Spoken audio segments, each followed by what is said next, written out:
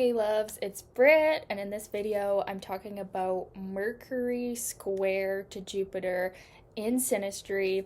So this aspect does make communication very lively and energetic, and there's quite a bit of a buzz going back and forth. It can be that we speak to each other with a lot of enthusiasm, and we really get each other going and passionate communication about our beliefs in life. Now, at the same time, though, there usually can be some conflict in what we believe with this aspect. Now, it's not necessarily showing that the conflict is insurmountable or even enough to make the people not like each other.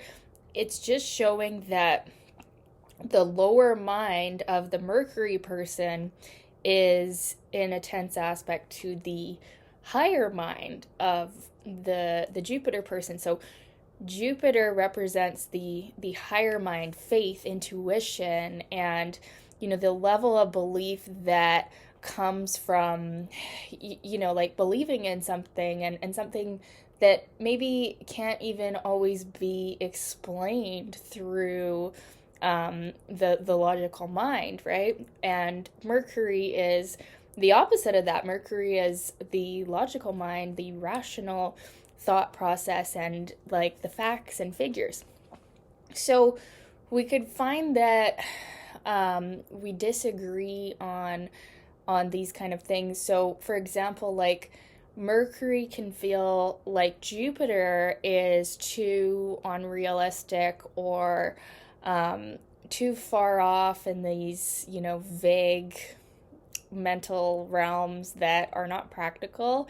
And while at the same time, though, they can be inspired by Jupiter because they see that, like, the way that they see things is so different, and it it can be helpful for expanding their mind. But if we have Mercury in a more fixed sign, like a fixed sign, or a less open-minded sign, they're probably going to find Jupiter to be just a little bit too much at times, and a little bit too much challenging their perceptions.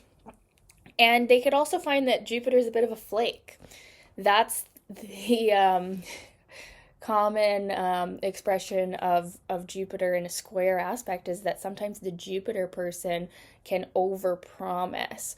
So they can, make a lot of plans with Mercury and then not follow through. But usually with the Mercury Jupiter here, we're just talking about communication and ideas and beliefs and things. So it's more that, like, Jupiter can talk the talk, but they don't have the backing for the talk. Like, that's what Mercury can feel like, is that, okay, Jupiter can talk a lot, but they don't really have their facts straight, or they, they go off on all these tangents or whatever.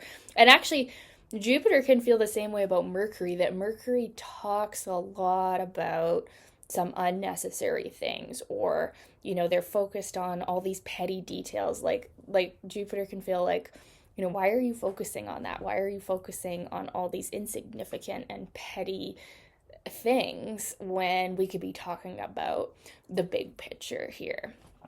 So that's kind of the essence of a Mercury Jupiter conflict in Synastry, which would be shown by this square, where they're just kind of feeling like that. It's not necessarily a huge deal. It does get the communication going. Squares to Mercury, or oppositions to Mercury, they definitely cause a lot of communication, even more so than the easier aspects, because the easier aspects have less energy to them. The square and the opposition aspects are like really they're more energetic, they're more exciting maybe. So you could find with this aspect that there really is a lot of communication. You get off the ground really fast and you're talking about a lot of things, but then it could fizzle out for these reasons that I'm saying, where yeah, there's just differences in beliefs.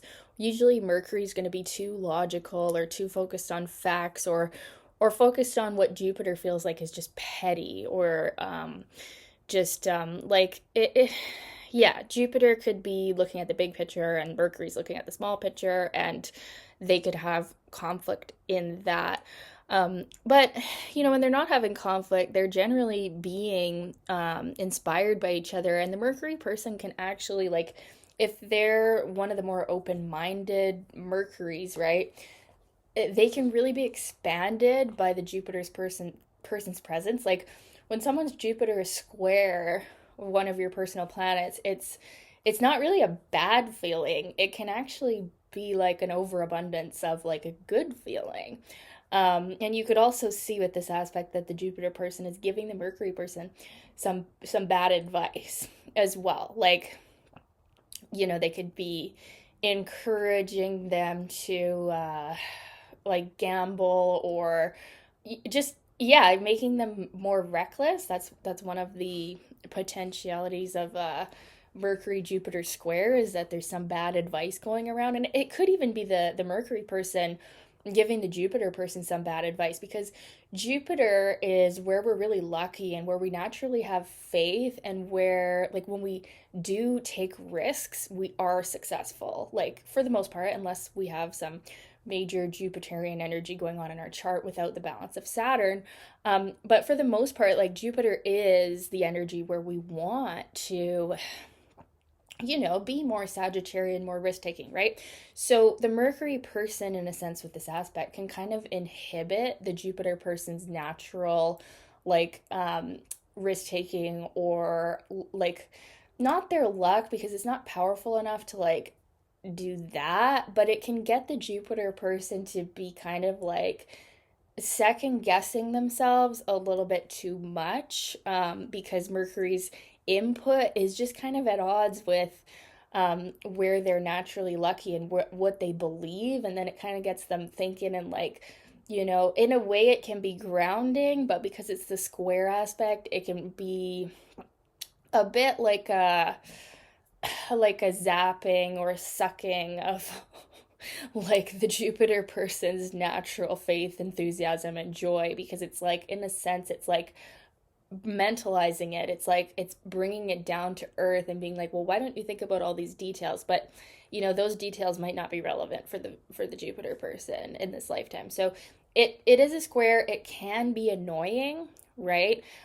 Squares to Jupiter aren't going to be as annoying as squares to Mars or Saturn or something like that, or Pluto.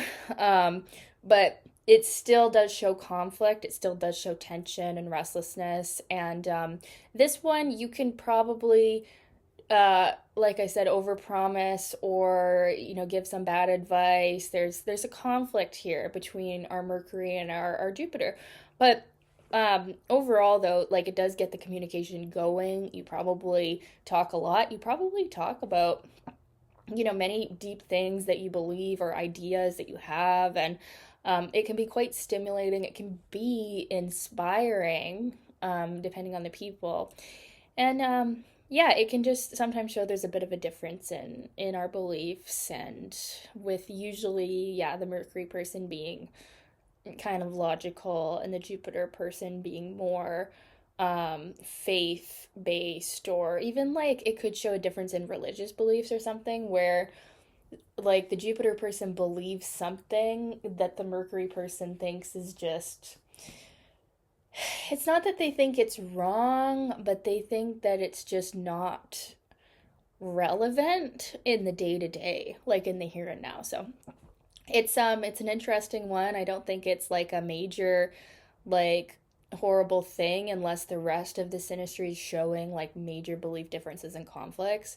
It'll get the communication going. It'll be exciting and inspiring, and you'll cover a lot of ground mentally with this person when you have this square. So I'd love to know your experience with this aspect. If you had it in Synastry, let me know in the comments, you guys. And thank you so much for your requests. Keep them coming in the comments, and we'll talk soon. Okay. Bye.